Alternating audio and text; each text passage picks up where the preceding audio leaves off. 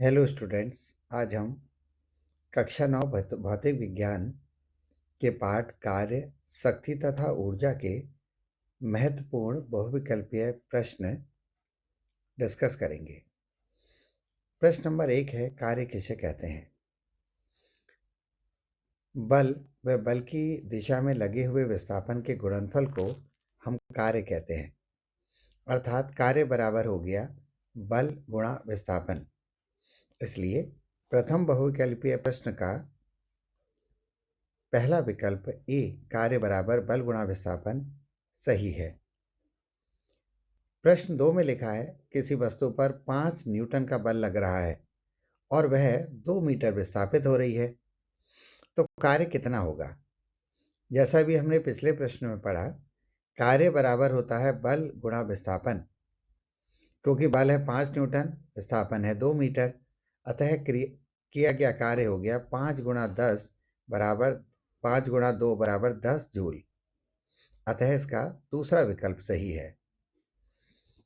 प्रश्न 3, निम्न में से किस स्थिति में कार्य हुआ है? देखिए, कार्य तब किया जाएगा जब बल लगा करके विस्थापन भी हो। प्रथम विकल्प में पुस्तक को हम किसी ऊंचाई तक उठा रहे हैं। दूसरे विकल्प में हम ट्रॉली को खींच रहे हैं। तीसरे विकल्प में बैल द्वारा गाड़ी को खींचा जा रहा है। क्योंकि तीनों ही विकल्पों में बल लगाकर विस्थापन भी हो रहा है, अतः इन सभी स्थितियों में कार्य हुआ है। अतः इस प्रश्न का डी विकल्प सही है। चौथा प्रश्न है, कार्य का मात्रक क्या है? कार्य का सूत्र होता है बल गुणा विस्थापन। बल का मात्रक होता है न्यूटन और विस्थापन का मात्रक है मीटर। अतः कार्य का मात्रक हो गया न्यूटन मीटर। इस न्यूटन मीटर को हम जूल भी कहते हैं, क्योंकि इस प्रश्न में दोनों ही विकल्प दे रखे हैं। अतः कार्य का मात्रक विकल्प ए, विकल्प बी न्यूटन मीटर और जूल दोनों होंगे। अतः इसका डी विकल्प ए और बी सही है। जब बल विस्थापन की दिशा में लगता है, देखिए, कार्य को हम 3 प्रकार में बांट सकते हैं। धनात्मक कार्य, जब बल और विस्थापन एक दिशा में होते हैं। ऋणात्मक कार्य, जब विस्थापन बल की विपरीत दिशा में होता है। और शून्य कार्य। क्योंकि इस प्रश्न में विस्थापन बल की दिशा में लग रहा है, अतः किया गया कार्य धनात्मक होगा। अतः विकल्प बी सही है। ऋणात्मक कार्य की स्थिति में बल और विस्थापन के बीच कितना कोण होता है?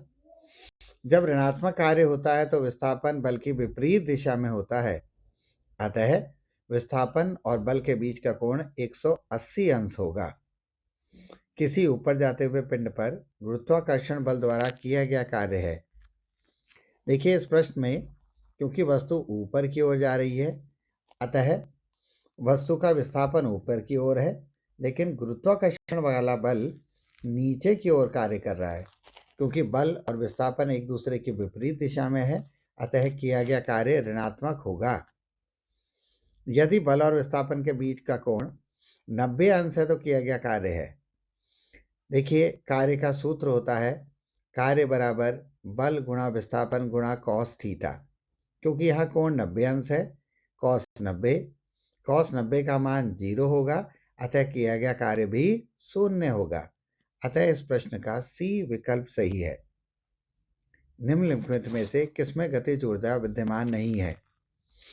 किसी वस्तु में उसकी गति के कारण जो ऊर्जा होती है उसे गतिज ऊर्जा कहते हैं। बहती हुई हवा, उड़ता हुआ हवाई जहाज, बांधों के पीछे जमा किया हुआ पानी और गिरता हुआ नारियल। इन चारों विकल्पों में केवल सी विकल्प ऐसा है जहां गति नहीं हो रही। अतः बांधों के पीछे जमा किए हुए पानी में गतिज ऊर्जा विद्यमान नहीं है। ऊर्जा का मात्रक होता है, ऊर्जा और कार्य दोनों के मात्रक समान होते हैं, अतः ऊर्जा का मात्रक भी न्यूटन मीटर अथवा जूल होगा। गतिज ऊर्जा निकालने के लिए कौन सा समीकरण प्रयोग किया जाता है? गतिज ऊर्जा का सूत्र है 1/2 गुणा द्रव्यमान गुणा वेग का वर्ग। अर्थात गतिज ऊर्जा का सूत्र हो गया 1/2 गुणा mv²। अतः इसका विकल्प ए सही है। किसी पिंड की गति के कारण उसमें मौजूद ऊर्जा को कहते हैं, जैसे मैंने आपको पहले ही बता दिया, किसी पिंड की गति के कारण जो उसमें ऊर्जा मौजूद होती है उस ऊर्जा को हम गतिज ऊर्जा कहते हैं। अतः इस प्रश्न का विकल्प ए सही है। निम्नलिखित में से किस में स्थितिज ऊर्जा विद्यमान नहीं है? किसी वस्तु में उसकी ऊंचाई अथवा विशेष स्थिति के कारण जो ऊर्जा होती है उसे स्थितिज ऊर्जा कहते हैं। किसी वस्तु में उसकी ऊंचाई के कारण जो ऊर्जा होती है उसे गुरुत्वीय स्थितिज ऊर्जा, और विशेष स्थिति या आकृति में परिवर्तन के कारण जो ऊर्जा होती है उसे प्रत्यास्थ स्थितिज ऊर्जा कहते हैं। खींचे हुए रबड़ बैंड में प्रत्यास्थ स्थितिज ऊर्जा होगी। बांधों के पीछे जमा हुआ पानी, क्योंकि उसमें ऊंचाई होती है, अर्थात गुरुत्वीय स्थितिज ऊर्जा होगी। दौड़ते हुए खिलाड़ी में गतिज ऊर्जा होगी। अतः दौड़ते हुए खिलाड़ी में स्थितिज ऊर्जा ना होकर गतिज ऊर्जा है। अतः इस प्रश्न का विकल्प सी सही है। एक निश्चित ऊंचाई पर उड़ने वाले पक्षी में कौन सी ऊर्जा होती है?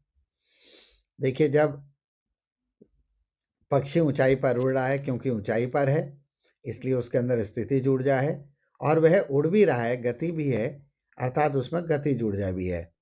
इसलिए जो पक्षी एक निश्चित ऊंचाई पर उड़ रहा है उसमें गतिज और स्थितिज ऊर्जा दोनों विद्यमान होंगी। शक्ति की अंतरराष्ट्रीय पद्धति में मात्रक या इकाई क्या है? शक्ति बराबर होता है कार्य बटे समय। अतः शक्ति का मात्रक होगा जूल प्रति सेकंड, जिसे हम वॉट भी कहते हैं। अतः इस प्रश्न का बी विकल्प सही होगा। निम्नलिखित में से कौन सी कार्य की इकाई है? कार्य बराबर होता है बल गुणा विस्थापन।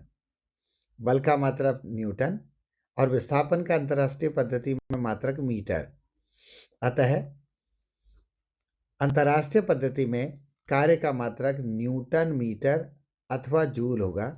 इसलिए इस प्रश्न का विकल्प ए सही है।